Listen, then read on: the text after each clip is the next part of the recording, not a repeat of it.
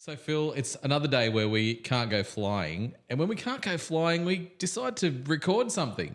And so here we are. Here we a are. Bit of a chat. And I wanted to ask you a couple of questions. Sure. Because a few people have mentioned in the comments, why do you keep going on about stall stick position? Well, that's a very important question. Yeah. I suppose I could start out by saying that I've been on a mission for decades to try and help to reduce stall spin accidents. Yep. Yeah, because we've been seeing the same accident scenarios year in, year out, but we're not doing anything definitive to change it. Yeah. Yeah. Now, think about accidents. There are several kinds of accidents. One category, if you like, is CFIT, controlled flight into terrain. Yep. I don't believe that I could do anything personally to stop pilots from making bad decisions, flying VFR into bad weather, pushing on and hitting terrain. Yep. I don't know how to stop that. That's their decision. Likewise, I don't think I can do anything about pilots not carrying enough fuel for their flight. Or not selecting their tanks properly. All of those sorts of decisions, fuel exhaustion, fuel starvation, apart from our normal safety awareness in training, that comes down to decision making. I don't think I can do much to prevent that. But when it comes to mishandling scenarios, I really do think I can make a difference there, because so many of these accidents occur because pilots misunderstand how things really work. And that's not because they have an issue or they're not intelligent. They're very intelligent.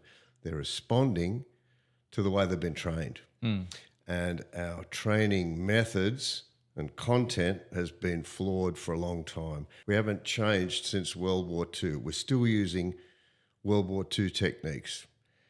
I think we've come a bit of a way since then, haven't we? I mean, it's nearly 100 years, and we're still perpetuating these old methods. And in consequence, pilots are failing to understand simple principles. Kind of goes up the tree as well, doesn't it? Because if the instructors don't understand stalling and stall stick position and things like that, they're only going to teach what they know. And so you've got this need to kind of start at the top. Very good point. And then we have what I call chronological credibles. Old instructors who've been around for a long time have a credibility about them because of their age and how long they've been in the industry. Yep. That's what I call chronological credibility. So their word is treated as gospel because they've been around so long. And quite often, the techniques and opinions that they pass on are flawed. But they're believed because of the fact, well, he's been around a long while, he'd know. I've got a few classic examples, and these are first-hand examples. I'm not talking about second or third hand, but this is all first-hand, but me interacting with older instructors and examiners over the years. I remember clearly one conversation with a senior instructor and pilot examiner. I was explaining to him how I like to fly a wing over, which is a climbing and descending turn. I said, well, I begin, once I've got the right speed and I'm aligned, I begin by pitching up 45 degrees above the horizon. And he stopped me and he said, how can you tell me you can pitch up 45 degrees above the horizon when it stalls at 16 degrees? And I went, oh, no. So the classic confusing pitch attitude with angle of attack. And that's the focus on one of our videos. So many, even senior people, still don't get that. Now, there's one example. Another classic, I remember conversing with a couple of senior instructors, also testing officers at the time.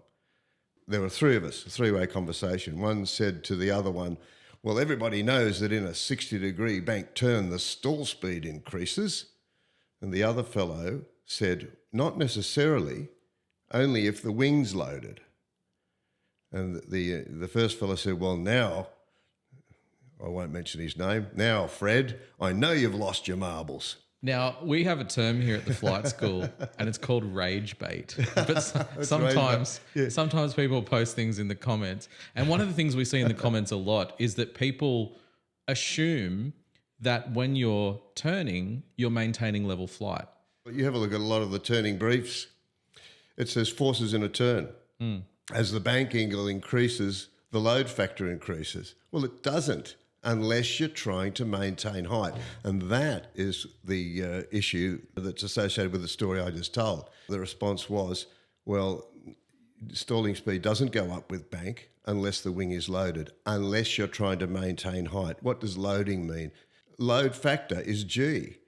So how do you maintain height when you're turning? You pull on the stick, which causes G, which causes load factor. It's the load factor that increases the stall speed, not the bank. There's a little equation that says the stalling speed will increase by the square root of the load factor. It's not by the square root of the bank angle. Bank cannot hurt you.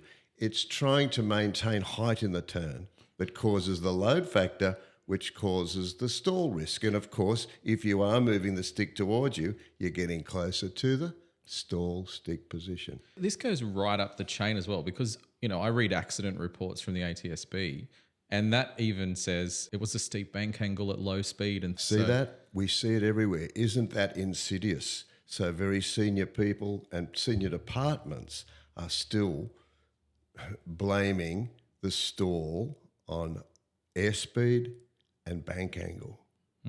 The only way you can get slow in a steep turn, if you're descending or whatever, is to pull on the column. Back to stall stick position again. It all boils down to the elevator, not the bank.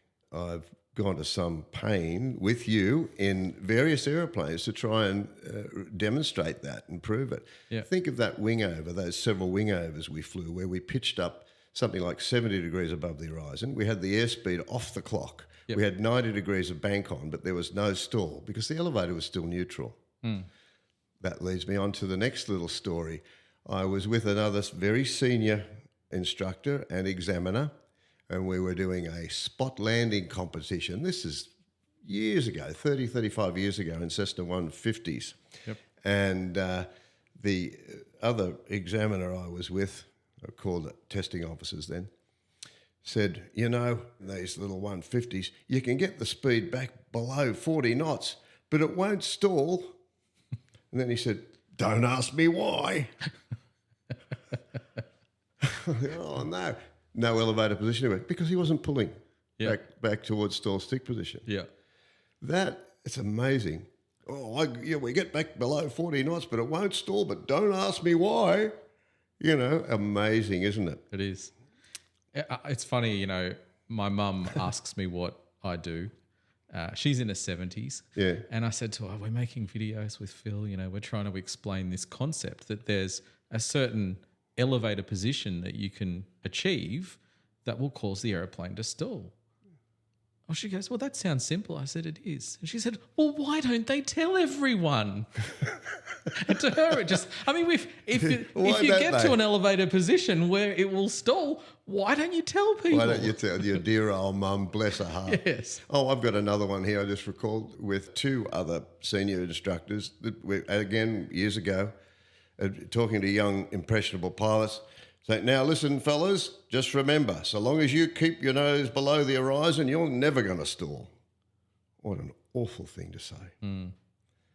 So there we're relating, again, mixing up attitude, angle of attack, etc. Are we stalled in a spin? Well, of course we are. Is the nose below the horizon? Way below. So many scenarios. We looked at the skidding turn, for example, when a descending turn, a skid or just a balanced descending turn, with the asymmetric angles of attack, because the attitude's way below the horizon. But in all cases, to cause the stall, no matter what the scenario, no matter what the attitude, no matter what the airspeed, no matter what the power setting is, it won't happen unless you achieve the buffet position, the elevator, the stall stick. If you don't input elevator to or beyond the position that equates to the critical angle of attack, you cannot stall. It's that simple. So where to from here? More. Right. So more movies, various aeroplanes, as we mentioned. I've had people say, oh, yeah, but you fly a pit special, all that stall stick position stuff, that might work in your pit special, but it won't work in my Cherokee, I tell you.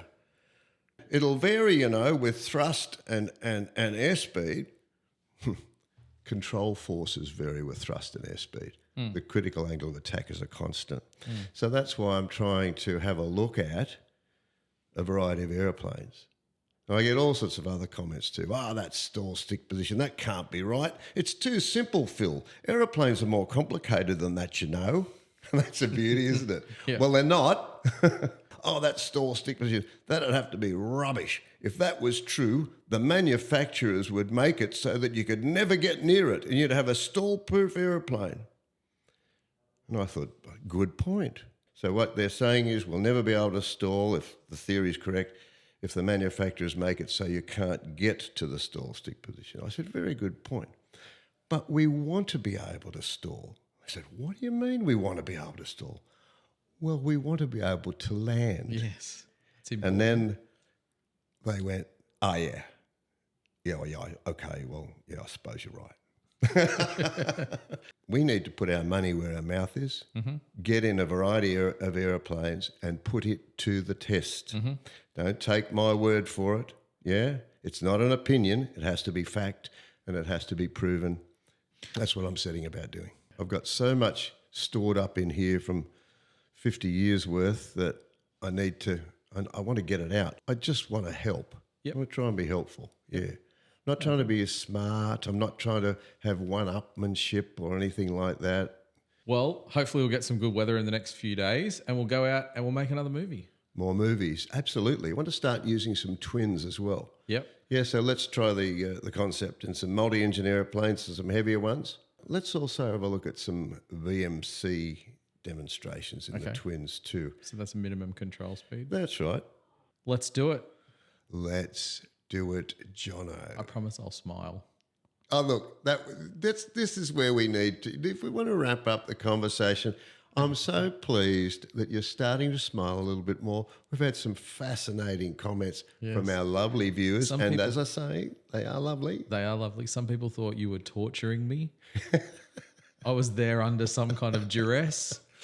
That bloke sitting next to him looks as though he's going to spew his guts up, was one of the comments. They're not far wrong with that. But anyway. Oh, happy days. Yeah, it's all good. All right, we'll be back with more soon. Absolutely we will.